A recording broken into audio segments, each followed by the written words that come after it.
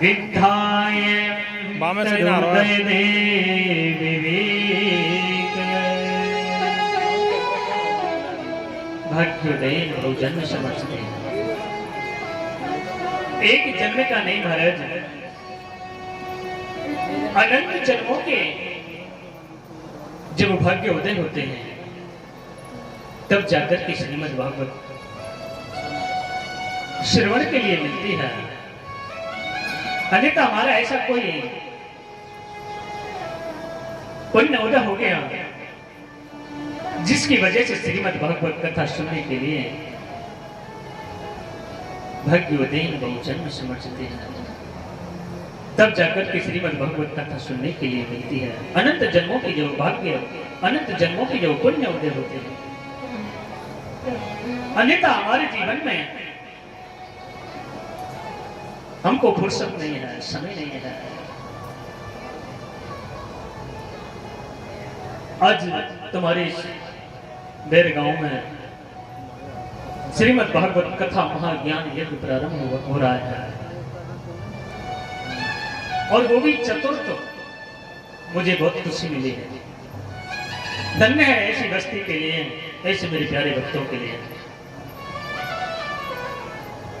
जो चौथा ज्ञान यज्ञ आपके समक्ष, मेरे ठाकुर जी के समक्ष प्रारंभ हो गया है। ऐसी कृपा मेरी गोविंद की बड़ी अद्भुत कृपा होती है, तब जाकर के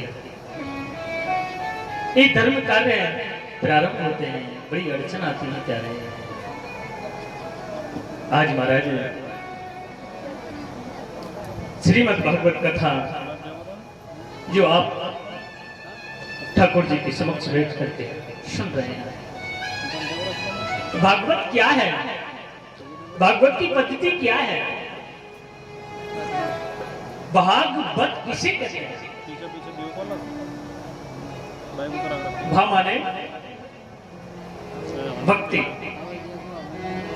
ज्ञान माने ज्ञान, और बा माने वैराग्य। जिस भागवत के अंदर भक्ति, ज्ञान और वैराग्य समाहित हैं, उसे हम भागवत कहते हैं। जिसमें ज्ञान की गंगा बहती है, ज्ञान, और जब ज्ञान की गंगा बहती है, उसी ज्ञान का जिसे ज्ञान प्राप्त हो जाता है उसे वैराग्य चढ़ने लग जाता है। पता है क्या रे, जब वैराग्य चढ़ता है ना इंसान को, जब वैराग्य चढ़ता है इंसान को, तो उसे कुछ नहीं दिखता है। भक्ति का बड़ा वैराग्य होता है, ज्ञान का बड़ा वैराग्य होता है, उसे कुछ नहीं दिखता है। बस उसे ना घर दिखता है, ना भाई दिखता है, ना परिवार दिखता है। उसे तो बस मेरे गोविंद चाहिए, उसे तो हरि की कृपा, हरि की चर्चा, उसे तो यही चाहिए। इसे हम भागवत कहते हैं। और भागवत की पद्धति का मतलब जानते हैं? जब भागवत कथा महाज्ञान यज्ञ होता है ना, उसमें निंद्रा देवी का आना निषेध होता है। निंद्रा देवी जानते हैं क्या है भैया? निंद्रा देवी हैं? सो जाते हैं, हाँ, उसे दूसरा नाम है निंद्रा देवी का। किसकी पत्नी है? अरे निंद्रा देवी किसकी पत्नी है? भैया नहीं बताओगे? मुझे पता है, मेरी परीक्षा ले रहे हो, तुमको पता है। पता है महाराज जी क्या बताएंगे? कुंभकर्ण की पत्नी है। और जो भागवत कथा ज्ञान लेकर प्रारंभ हो जाता है तो पांडाल से बाहर निंद्रा देवी, पांडाल में प्रवेश नहीं करे,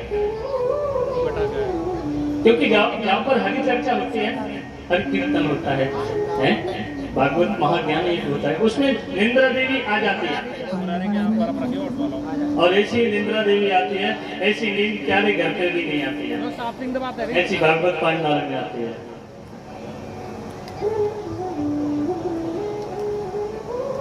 आज महाराज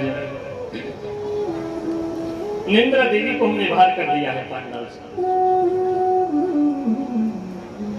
सच्चिदानंद रूपाय विश्वोत्पत्त्यादिहेतवे तापत्रय विनाशाय श्री कृष्णाय वयं नमः। श्री कृष्णाय वयं नमः। भागवत का प्रथम श्लोक है प्यारे। भागवत के अंदर कितने श्लोक हैं? 18,000। और 18,000 श्लोकों में सबसे प्रथम श्लोक है सच्चिदानंद रूपाय। सच्चिदानंद किसे कहते हैं? 3 बात करिए, सच, चित और आनंद। सत माने क्या होता है?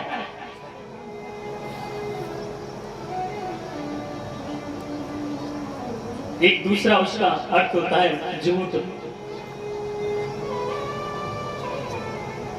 झूठ तो आप जानते हैं? सत्य तो सत्य रहता है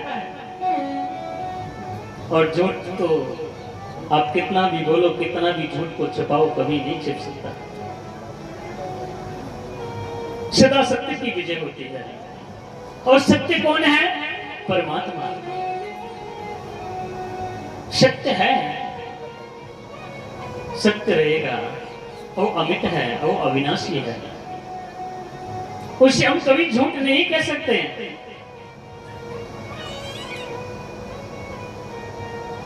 उसके बाद में आता है चित्त। चित्त किसे कहते हैं? चित्त का मतलब होता है प्रकाश। दूसरा अर्थ है चित्त यानी कि मन। हमारे अंदर जब मन में प्रकाश उत्पन्न हो जाएगा, प्रकट हो जाएगा, तो हमें दुनिया के साधनों की प्रकाश की आवश्यकता नहीं होती है। हमें दुनिया की प्रकाश की आवश्यकता नहीं है। हमें किसकी आवश्यकता है? प्रकाश कितने प्रकार के होते हैं? जब हमको आवश्यकता पड़ती है हम ट्यूबलाइट जलाते हैं, बल्ब जलाते हैं, हेलोजन जलाते हैं, वो क्षण मात्र के लिए है। आपको आवश्यकता पड़ी, आपको जरूरत पड़ी है, तो आपने प्रकाश कर लिया, आपकी जरूरत पूरी हो गई, आपने बंद कर दिया। और एक साक्षात प्रकाश स्वरूप कौन है? जिसे कभी प्रकाश की आवश्यकता नहीं पड़ती है। प्रकाश की आवश्यकता मनुष्य को पड़ती है, हमको और आपको पड़ती है प्यारे। मेरे गोविंद को कभी प्रकाश की आवश्यकता नहीं पड़ती है। वो तो साक्षात प्रकाश स्वरूप है। वो तो हमको भी प्रकाश देते हैं, आपको भी प्रकाश देते हैं, पूरे संसार में प्रकाश देते हैं। उसे प्रकाश की जरूरत नहीं है, हमको और आपको प्रकाश की जरूरत है।